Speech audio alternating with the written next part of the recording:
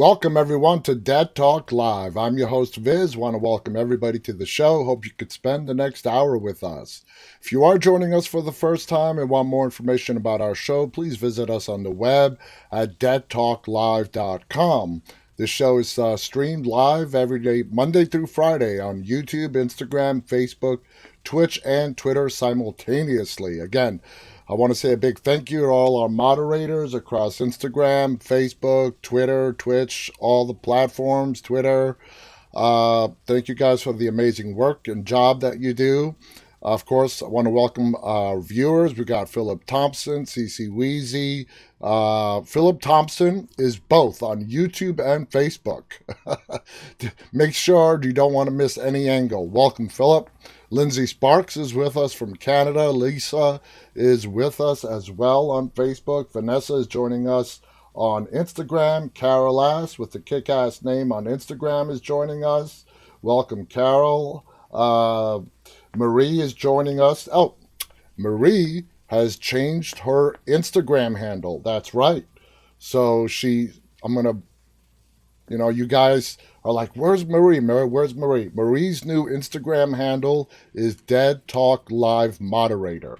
So we got to give her kudo points for the originality on that one. Welcome, Marie. So if you guys are looking for Marie, that's her. Dead Talk Live Moderator on Instagram. Want to make sure you get the recognition you deserve, Marie. Natural is also joining us on Instagram. Willie G is also with us. You know what, guys? It's been one of those days today. I'm not going to lie to you. It has been one of those days. I'll tell you what. In about 20 years from now, I'm going to write a book. I'm going to write a book, and I'm going to title it Entering the Entertainment Industry in Your Mid-40s. And man, do I have a lot to say. So keep an eye out for that one in about 20 years from now. It's going to be a hell of a read. 1 year into this business, it's going to be a hell of a read. I'll tell you that much. So keep your eyes peeled 20 years from now. Khaleesi is with us. Welcome, Khaleesi. Megan is also joining us on Facebook. So on the bright side today, this is very, very cool. Rebecca Breeds, who is the star of Clarice on CBS's Clarice, retweeted one of our tweets today on Twitter, which is very, very cool. I have not had the honor yet to chat with Rebecca, but and I got to give total credit to this to our producer, Jessie Bright, who is also our director of social media. She handles almost all of the posts, and I got to give her kudos. She's been great doing that. And Rebecca, who plays Clarice, retweeted one of our tweets today. And of course, Michael Cudlitz liked it. Michael has been a guest on our show almost a year ago. He is coming back. He's coming back to talk about Clarice. Of course, when Rebecca retweeted our tweet, I reached out to her. I haven't reached out to her yet because, I'm like, she must be so inundated right now with people wanting to talk to her on how successful the show is. So I'm like, I'm going to let things simmer down a little bit before reaching out to her reps. But, when she retweeted our tweet today, I sent her a private message, of course, inviting her to our show, letting her know that Michael Cudlitz knows us. He's been on our show, and we'll see how that goes. Let's see. Carol Ass writes, I have a library. I already want to have your book. I tell you what, it's going to be something, Carol. April 25th, we passed the 1 year mark. And this show, I've said it many times, it just started out as a test, just to see, how it would work out. Never expecting it to turn into what it has turned into. We have had well over 50 celebrity guests now, a year in, many more to come. Just great things. And I have a manager, I have a talent agent, I've got a lawyer on retention. Oh my God, I've got insurance. And this thing just blows up and it becomes a lot bigger than you ever expected. I have around 20 wonderful people as part of our team. All day, every day, I talk to publicists, uh, agents, managers, studios. Uh, then I'm dealing with our editors. I'm dealing with all of our people. I do a little bit of everything. I mean, this is our show, Dead Talk Live. It's my production company, Dead Talk Media LLC.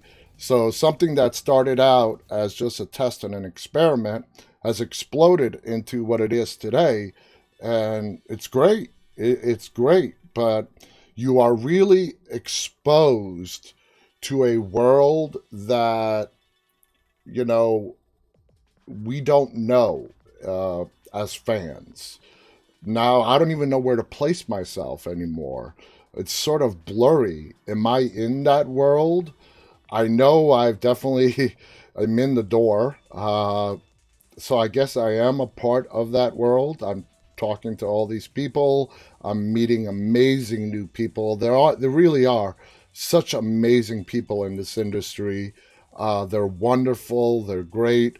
It's it's just all the logistics uh, and exposed to a whole new protocol on how things work. And there's like a lingo you're supposed to learn, and there's no book, there's no manual, introduction to the entertainment industry 101.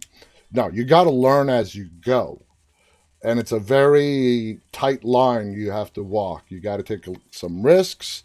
You got to weigh the risk, reward ratio. Uh, but there is no manual. You got to sort of ask questions to the people you can trust. I've been blessed to have people in this industry who I've become very friendly with, and they have been great and offered me some great advice. I, I am in this uncharted territory. I've just got a year under my belt right now, and I'm just, I'm learning my way. I'm figuring things out. I've got big plans for my production company. I'm going to let you guys in on it. I actually want to finance a film in the next year's time. I'm going to finance Dead Talk Media LLC is going to do a horror film.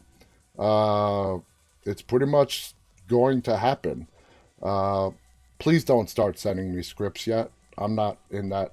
I'm not there yet. So if you got good script, hold on to it. I'll let you know when I'm ready to start receiving them. But yeah, I've got big plans for this production company, for our team. We do have a distribution deal in place. I still cannot share with you guys where we're going to end up. I'm hoping to get the green light to let you know which streaming service we have reached an agreement with, but we have reached an agreement with a streaming service. I'm just not allowed to announce it yet. Uh, it has to go through the whole process of marketing. There has to be public releases. It has to go through a whole formal process. And then one day, I don't know if I'll announce it here on the show, or one day you guys will open up to any one of our social media pages, and bam, you'll just see it right there. Dead Talk Live is going to so and so. So please keep a lookout for that. Daniel wants to audition. Hey, why not, Daniel? I don't know what. I know it's going to be a horror movie because, of course, we are a horror show, and horror movies are very inexpensive to produce. But I've always said it, you do not need a lot of money to make a good horror flick. You just have to have the right script, the right actors, the right people in place, and you can do a horror movie relatively cheap. And as I mentioned yesterday, how back in the days, there used to be the B movie category, and I went to a whole spiel yesterday on how in today's world, with everything being digital, I don't really believe the B uh, class of movies is relevant anymore in today's world. There are so many amazing independent films, especially in the horror genre, out there that were done to what is referred to, very small to zero budgets. I mean, it's never a zero budget; it's just a saying, but it's affordable. It's very affordable. So yeah, we're gonna be making a movie. We're gonna be making a horror movie. I'm excited about it. It's gonna be an adventure. I just can't wait for it. I absolutely cannot wait to expand. Dead Talk Live is just the beginning. Dead Talk Live will always be here. This is my baby. This is what I put together, and I'm just so grateful for the team of people that have come on board. And God bless my team. And I told it to them earlier today in our chats. We have a special team chat. I told them, listen, guys, I love you. I am here, and you guys are in my list of priorities. You guys are right up there in the top. It's moving Dead Talk Media forward, and for me to look out for you guys because they are volunteering their time and have been volunteering their time because they believed in what we are doing. So it takes a great team, not a personal, not a single person by themselves can do this. So Tyler wants to be a stunt driver. All right. Uh, Daniel goes on to say Hollywood never tends to appreciate horror films, in my opinion. I think that's changing. I really do. Horror films are definitely getting the recognition they deserve, and you could totally tell that just by the sheer amount of horror movies that are coming out, especially now with, since last year and the COVID era that we're living in. They've been able to make horror movies because they are cheap. You can get a profit off of them, and they can be done under COVID guidelines relatively easier as opposed to a lot of other movies. But I think the horror genre is absolutely at its peak, and it's only going to get bigger as time goes on. People love horror movies. People love to be scared. I love horror movies. I mean, I'm not a one-dimensional person where I only like horror. I like a broad variety of movies and TV shows. Hell, me and my wife watch Outlander, you know, which I refer to as 18th century softcore porn. I don't know how many Outlander fans we have out there. Outlander is most definitely not a horror show. It's very fascinating. It's very interesting. We've been watching it slowly because of how busy we both are. We're still almost reaching the middle of season 4. But I refer to Outlander, and for those of you guys that watch Outlander, Lindsay Sparks watches it, it is most definitely 18th century soft core porn. Those two just cannot keep their damn hands off each other. I'm talking about Jamie and Claire. I mean, come on, guys. Get a room. Jeez. I mean, get a room. I mean, it got to the point where I was like, I go to my wife, all right, ready to watch our softcore porn for the week? Oh, God. I love the characters, Jamie and Claire, but man, those two just can't keep their hands off each other. Is there a place on this planet where they haven't done it? They've done it on a boat. They've done it in the woods. They've done it in a castle. I mean, hell. The only thing that's missing is they haven't joined the Mile High Club. And I'm sure if Jamie travels back to the present day time, back into the 1970s, where airplanes do exist, they'll check that off their list as well. Anyway, I love Outlander. I really do. We just started watching it as my wife has read the books. I have not read the books. So we gave it a try, and we got hooked from the very first episode. I love that show. So I'm not a one-dimensional person. Horror is not the only thing I watch. It's my favorite genre, that's without a question, but it's, I'm not one-dimensional in that way. Khaleesi writes, is it as bad as Game of Thrones? Well, Game of Thrones is the soft core slash hardcore porn in Game of Thrones is a lot more spread out. In Outlander, it's just between those two bunny rabbits who go by the characters of Jamie and Claire. They can't keep their hands off each other. You know? It got to the point where I'm like, when they got to one of those scenes, I'm like, all right, I've seen this a dozen times already. I'm just going to skip forward this because we've seen it so many times.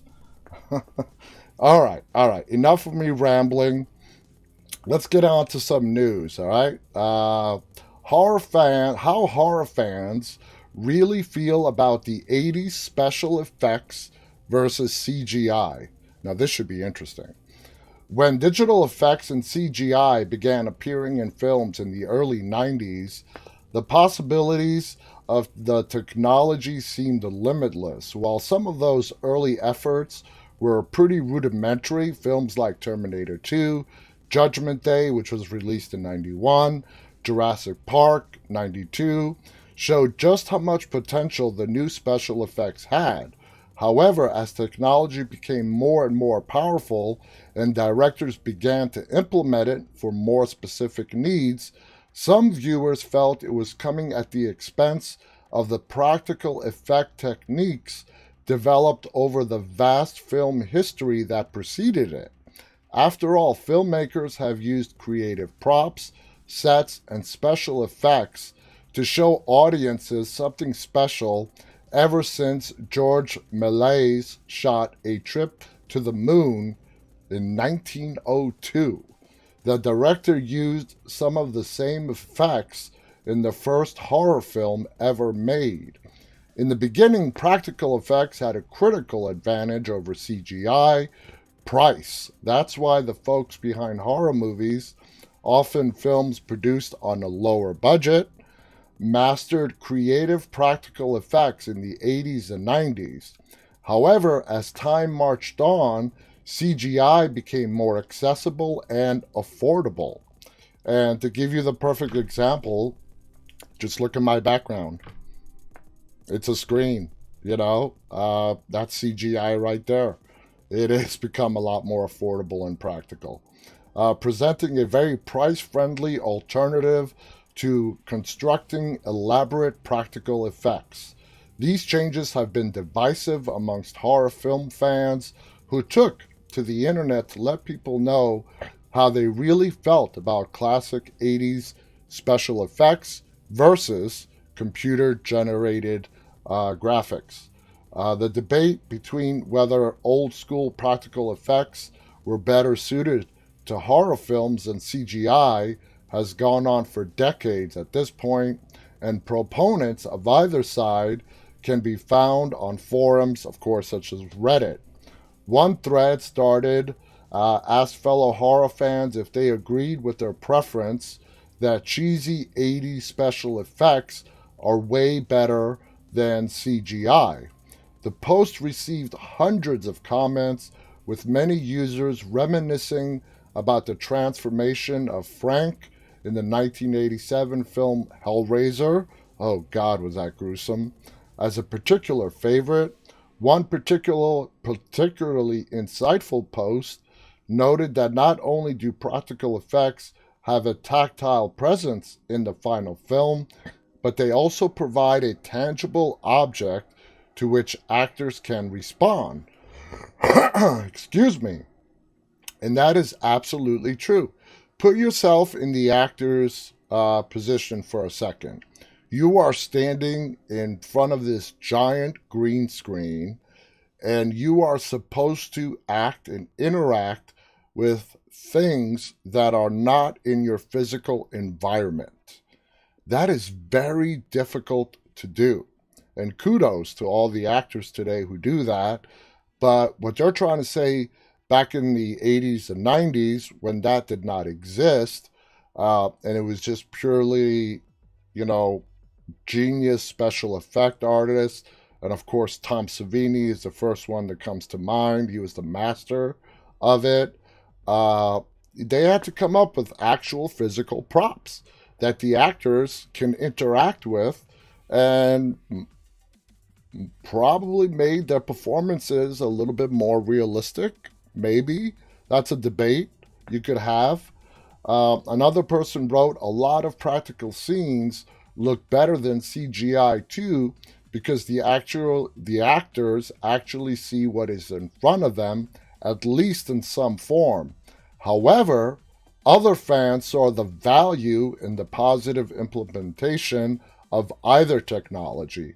Another commenter observed, I will agree that bad practical effects are probably better than bad CGI 90% of the time, but CGI done well is great. Practical effects done well are also great. A mix between the two done well, great. So while many horror fans are not shy about stating their preference for classic 80s special effects, it seems that others appreciate the modern filmmaking has room for both approaches. Much like science fiction and fantasy movies, horror movies ask viewers for the ultimate suspension of disbelief. Thankfully, some crafty horror filmmakers throughout cinematic history have contributed lots of effective psychological trickery, dating back as far as films such as late greats as James Whale, Alfred Hitchcock, George Romero, and Wes Craven, and carried on over the years through the likes of John Carpenter, James Wan, Sam Raimi, and more recently Jordan Peele. Thanks to these fabulous directors and so many others, the phrase, it's only a movie, has been uttered under the breath of audience members millions of times, whether in theaters or the comforts of their own living rooms. The quote, it's only a movie phrase, however, does have its limitations, especially when some hokey special effects is splattered on big screen and nearly ruins the entire movie watching experience. In an effort to exercise our memories of such such horrid failures, we are here to relive some of the most terrible special effects in horror movies. It should be noted that these are not cheap shots at notoriously bad horror movies, or so bad they're good horror movies, such as anything from the catalog of the late great schlockmeister Ed Wood, who had a movie made after him with Johnny Depp as the starring role, or purposefully cheesy fare like the Sharknado or Toxic Avenger movies. No, these are unforgivable instances when, for whatever reason, studios and filmmakers simply should have known better. Let's see what their list is. The Talking Goat, Drag Me to Hell. Animatronic wolf howling in the movie Wolf, Jack Nicholson and Michelle Pfeiffer. Sparkling Edward. Oh, God, don't get me started on that. The Sparkling Vampire. Twilight. Okay. I mean, I like the Twilight Saga, but the whole Sparkling Vampire thing, I'm just going to leave it at that. All right. Scorpion King, The Mummy Returns.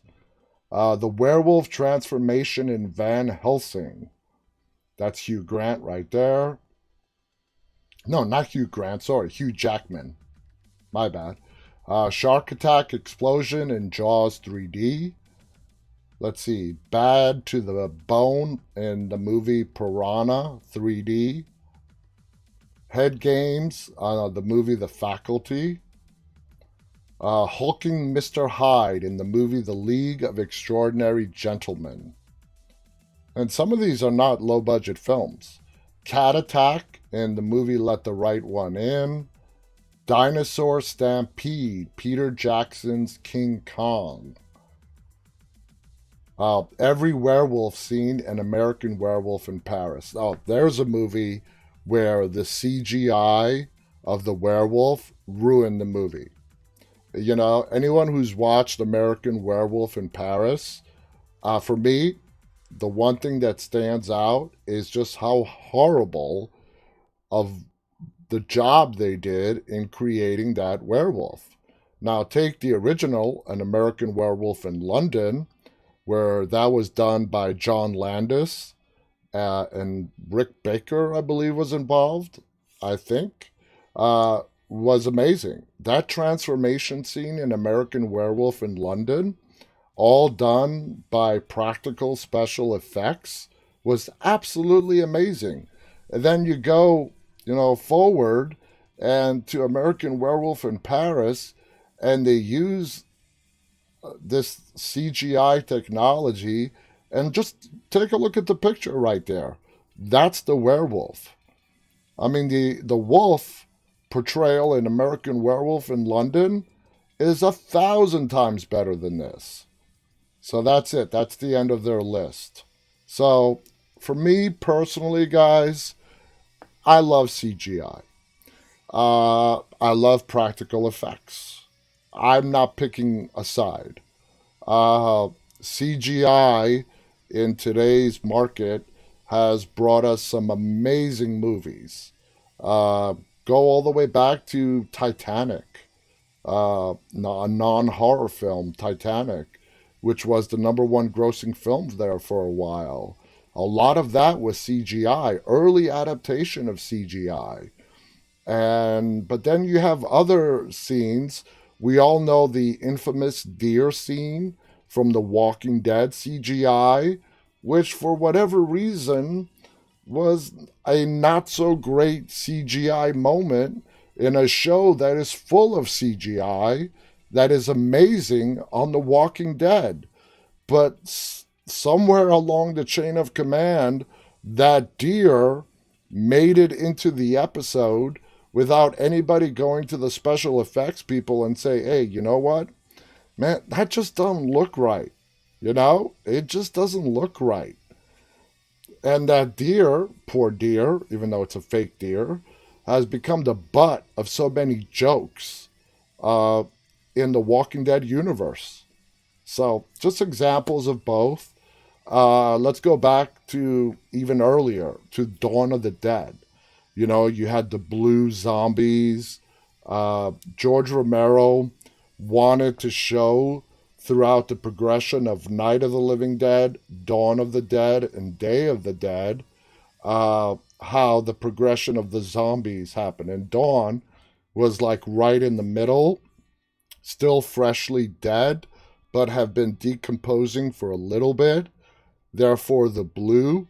Uh, I love the special effects in Dawn of the Dead. That is Tom Savini's work right there. Even down to the blood, for that time, it was great. Dawn of the Dead, same thing, great practical effects. Those are, the artists, the people like Tom Savini, Greg Nicotero, owns his own special effects company. I believe it's called K&B. They do all the effects for the entire Walking Dead universe. So I'm not picking a side. I think there's good in both. I give a lot more kudos to today's actors who do such a great job in interacting in the CGI world, where they're literally, depending on the scene that they're shooting, they're standing in front of a giant green screen. And if it's windy, they have this huge fan blowing in their face. And they're supposed to act, wherever that image on that green screen projects them. It could be in the middle of a rainforest. It could be walking the streets of Washington, D.C. Going back to another famous CGI scene in The Walking Dead. I believe it was the beginning. Yeah, it was the beginning premiere episode of season 9 when our survivors from The Walking Dead ventured into Washington, D.C. to go to the Smithsonian Museum of Natural History to scavenge for farming supplies. That was all CGI. It was pretty well done. It was pretty well done. So, anyway, let's move on. Now, here's an interesting one. Why Negan must die in the final season of The Walking Dead. I mean, either way, if they do kill off Negan's character in 2022 when the second half of season 11 airs, that doesn't mean we're not going to see him in any of the spin offs. So let's see why they think Negan must die in the final season of The Walking Dead. The final 24 episode season of The Walking Dead continues to shoot in Georgia, with the first 8 episodes set to premiere in August 22nd, I believe. As the series embarks on its final story arc in the Commonwealth, and with the parent series finally ending after 11 seasons, there's only one thing left that the series must do in order to be considered a success. That's a pretty bold statement right there. And that thing is, they have to kill Negan. Despite vague rumors of a possible Negan spin-off, Negan's death is the only way to make sense of his arc, which began in the season 6 finale and led to the brutal murders of Glenn and Abraham. The series slowly rebuilt Negan after the events of All Out War, and by the end of the 10th season, he'd essentially redeemed himself. I wouldn't go that far. To everyone except Maggie, who can't get over the fact that Negan murdered her husband. They make it sound like, get over it already. There's one way, however, to achieve that, and that is by substituting Negan into Rick Grimes' arc in the comic books. Khaleesi says, yep, the premiere is going to be August 22nd of this year. Now, in the comic books, Rick, Michonne, and company arrive at the Commonwealth, a fully civilized society, 50,000 strong, with all the amenities of a modern civilization, including courtrooms, concert venues, even a military. However, the Commonwealth, which is run by Governor Pamela Milton, is not a egalitarian society. Despite the events of the apocalypse, the citizens of the Commonwealth are placed within the society based upon their pre-apocalyptic jobs, and we have discussed that before. In other words, lawyers, doctors, and politicians continue to maintain their positions at the top of the hierarchy, and while those who worked in more menial jobs continue to live in the bottom rungs. This arrangement doesn't sit well with Rick Grimes, who successfully shakes up the system and is even considering running for governor of the Commonwealth. Ultimately, however, he didn't get the chance because Rick, who was so relaxed enough in the New World Order that he had helped to build, that let his guard down and is shot and killed by the governor's weak, sniveling son, whose name is Sebastian Milton, while Rick was in bed. This should also be the fate of Negan, who seems like the most natural person remaining to fill the vacuum left by the absence of Rick Grimes. Negan knows from his own experience with the Saviors that concentrating all the power at the top is not an effective way to govern. It was Rick, moreover, who gave Negan a second chance by imprisoning him instead of killing him. And I don't think so much it was a second chance, but a way of using Negan as an example for anybody they came across who ruled in the way that Negan did, that this is what's going to happen to you if you try to do what Negan did. I don't think when he spared his life, it was to give him a second chance. And we all know that the reason that he spared his life was largely due to what Carl wrote him in those letters. Anyway, Negan can honor that debt by leading as Rick would have by building a better future for the Commonwealth. Ironically, it should cost Negan his life, which would not only bring his redemption arc full circle, but earn him in the posthumous respect of Maggie. I don't see that happening. I'm sorry. With the series coming to a close, it also makes sense for The Walking Dead to kill off one of its most popular characters, and there are only four realistic possibilities: Daryl, Carol, which is not going to happen, Maggie, and Negan. Daryl and Carol are getting their own spin off, so that's not going to happen. Now, we know that Daryl and Carol will survive because they have a spin off, while Maggie's esteemed place within the series took a hit when Lauren Cohen left the show for a season and a half. Negan's death would thus have the biggest impact and more easily fulfill the story obligations of Robert Kirkman's source material. It would also be devastating for fans of The Walking Dead, but that's the point. More importantly, it would not allow Negan to fully redeem himself. But Negan's death would also provide the story with some poetic justice. A senseless death would be fitting for a character responsible for so many senseless deaths as the leader of the Saviors. It has to happen for The Walking Dead to end on the right note. Negan can help to make the future a better place while also finally facing the consequences of his past actions. It's a win-win for everyone. Now, obviously, this is just an opinion piece. You know, I can't say I agree or disagree with it. It might be the right way depending on how the writers write it.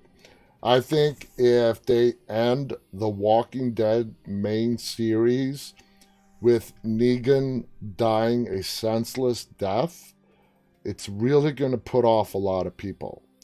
But if he does end up dying in a way of him sacrificing himself to save the community, I think that could be a risk worth taking. I really do. It all depends on the writing. It all comes down on what the buildup is and the eventuality of how his death unfolds. So it's really up to the writers, and we'll have to wait and see. So let's see. Now, this is another Walking Dead article. This is about Fear, on how Fear the Walking Dead supports the John Dory and Season 6 villain connection theory. I have no idea what theory they're talking about. That's the only reason why I'm bringing this article up.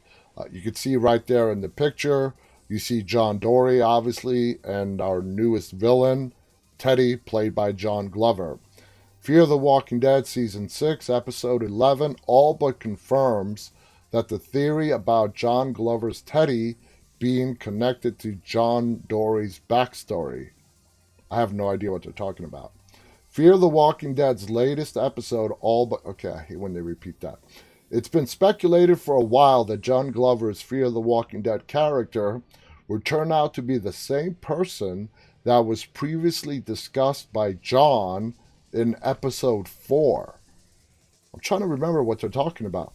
During the key, John was wrestling with a huge dilemma related to the fate of Janice, played by Holly Curran, who he was sure was being framed for a murder she did not commit. Of course, Janice was the one that Virginia strung up to the tree to cover up what her sister Dakota did, and she suffered a very bad death. Let's just, we all know the story. While struggling with what to do, John told Rabbi Jacob a story about a similar moral quandary that his father found himself in decades ago. Oh, now I see where they're going. Apparently, his father and the police force were on the trail of a serial killer who had killed several women. They figured out who the culprit was, but didn't have enough to get a conviction. So to put a dangerous man behind bars, John's father did what he thought was right and planted evidence in his closet. His actions alienated his friends, but resulted in the serial killer being incarcerated. So what are they trying to say? That Teddy is that serial killer? Let's keep on reading. The details Dory gave about this serial killer led fans to wonder if Fear the Walking Dead was building towards him becoming an actual character on the show, specifically the one played by John Glover. As someone who was put in prison several decades ago, he'd have had to be played by an actor who was at least in his 70s. And Glover did fit the bill for that. And comments from the showrunner about the next villain having something to do with John further reinforced that theory. Now that he has been officially introduced, it's become quite clear that Teddy is indeed the man John described. I am not so convinced. I'm not saying it's not.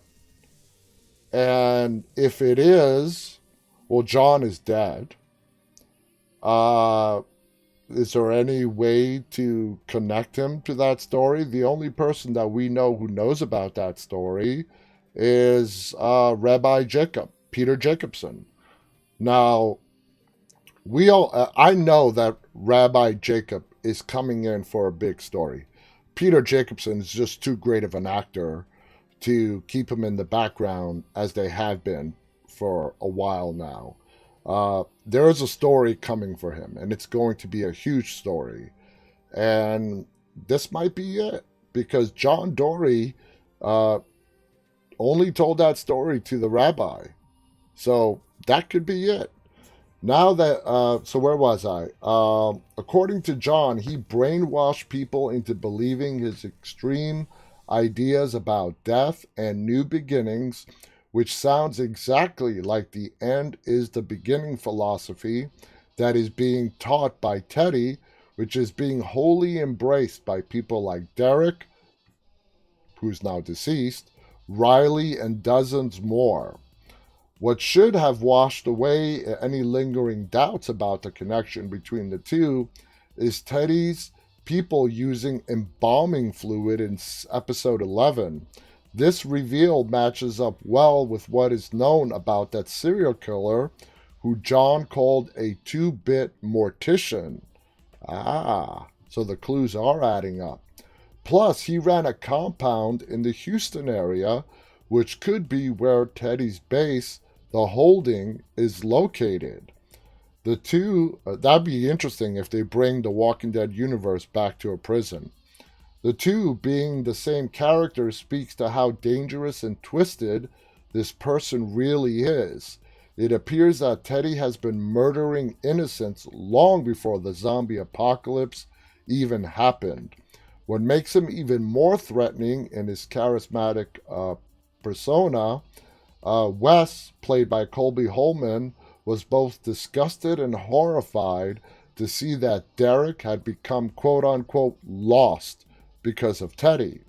Based on what Wes said, Derek was a good person until he became associated with Teddy.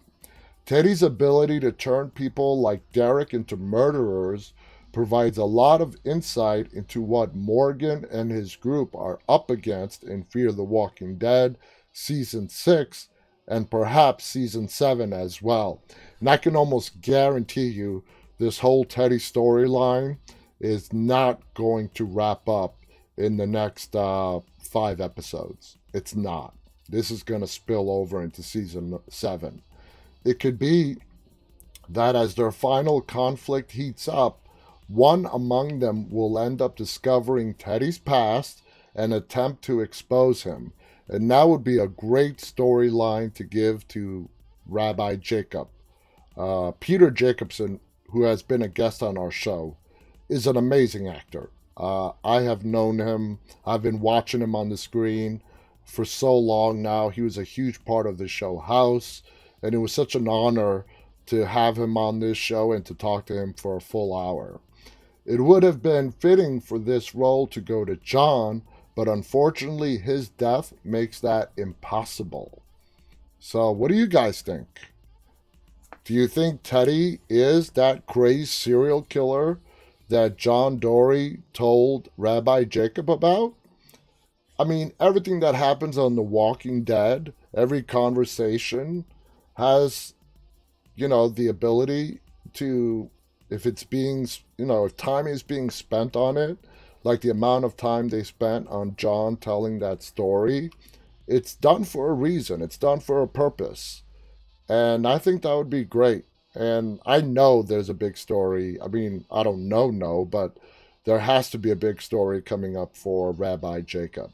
He's just too good of an actor to just keep as a background supporting character. He's getting a big storyline coming, and I think this would be the perfect one. I really do. So check. Oh, we're already 45 minutes in. Oh, God.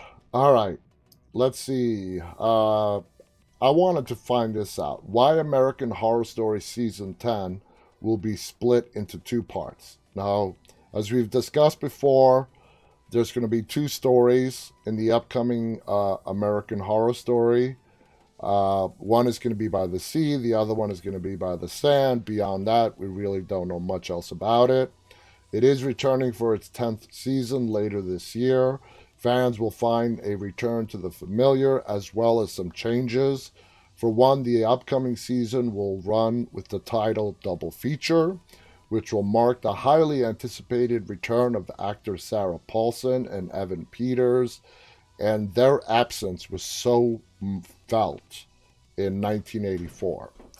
As I've stated before, I was not a big fan, even before I watched a single episode of 1984, going back to the 80s slasher flicks.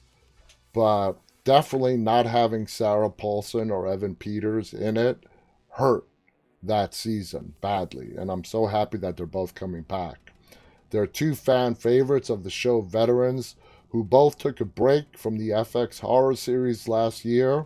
There are new faces joining American Horror Story veterans, including Macaulay Culkin and Paris Jackson. Perhaps the biggest change, though, will be the show's format. On March 19th, American Horror Story co-creator Ryan Murphy announced that the title of the series is on his Twitter account. It prompted many questions, and he soon revealed that the season for double feature theme is that the new season will showcase two stories in a single season, marking a major departure from the previous 9 seasons. Murphy has so far revealed that the story will be set by the sea and the second by the sand. There's no information as of yet about which horror tropes the two mini-seasons will tackle, nor if the stories will be related. And knowing just how American Horror Story is done, they will find a way to intertwine those two stories. It might be subtle, it might not be so subtle. However, Murphy and co-creator Brad Falchuk have managed to interlink all of the preceding seasons' very diverse themes, so it's likely the dual parts of double feature will intertwine. I'm glad they agree. The first rationale supporting the split season is found in the title itself, Double Feature. Now considered a relic, Double Feature was once a mainstay of Hollywood. God, a relic? I have been to double features. I'm not a relic. Anyway, simply put, moviegoers could buy one ticket to see two films. Back in the day, the films in a so-called double feature were usually chosen for sharing the same subject, theme, director, or lead. The other reason for the change in format for AHS was laid out by Ryan Murphy himself. Commenting on his Instagram post revealing the season's title, he said, "It means 2 seasons for the fans airing in 1 calendar year, so double the viewing pleasure." So in addition to playing homage to the old trend of horror double features, the next season of AHS is also Murphy's way of giving fans what they want: more American Horror Story sooner instead of later. Now let me go back to the headline. Why American Horror Story Season 10 will be split into 2 parts. I'm trying to find where we got the answer to that question, but if it's just to pay homage to how movie theaters used to show double features, I'm a little disappointed. Anyway, in the remaining time that we have left, I do have more articles, but we can save those for another day. I want to talk about a little bit about our topic for tonight, which is some of horror's greatest TV shows. Okay, now we're going to go back and forth in time on this one. Kolchak, the Night Stalker. The 1970 series chronicling reporter Carol Kolchak, played by Darren McGavin, as he investigates the paranormal happenings around the country for a Chicago newspaper. Now, like I said, this is like takes place in the 1970s. It first appeared in a television movie called The Night Stalker. Was based on an unpublished novel featuring Kolchak as a Las Vegas reporter. The series ran 20 episodes featuring stories about werewolves, vampires, deals with Satan, not that much unlike a very popular show like Supernatural. It's using its horror roots to add to the mythology of such dealings. Ash versus the Evil Dead. Of course, this is based on the Evil Dead series. This is the closest fans have ever gotten to a true Evil Dead Part 4, starring the original Bruce Campbell. Stranger Things. I know there are a lot of Stranger Things fans out there, I being one of them. This is a huge hit for Netflix, in part changed streaming to make it the new dominant face of television. Originally developed as a limited series titled Montauk, set in New York, Montauk is in Long Island, high production costs forced the series to be set in the Midwest, where Indiana was the new chosen setting. Heavily inspired by horror of the 80s, specifically the works of Stephen King, and those of you out there who actually watch Stranger Things know that the time frame it takes place is actually in the 1980s. The series was a result of the Duffer Brothers' pitch for an adaptation of Stephen King's It, due to their inexperience behind the camera. And now, of course, horror TV shows, The Walking Dead. The Walking Dead revolutionized horror television, in my opinion. A fan favorite with so many people. This is the show that reignited the water cooler talk and put AMC on the map. And that is no joke. AMC has had a lot of great shows like Breaking Bad, Mad Men, but it's The Walking Dead and Breaking Bad. Those two are what really put AMC as one of the leading, channels on cable TV. Of course, we all know it's based on Robert Kirkman's comic book by the same name.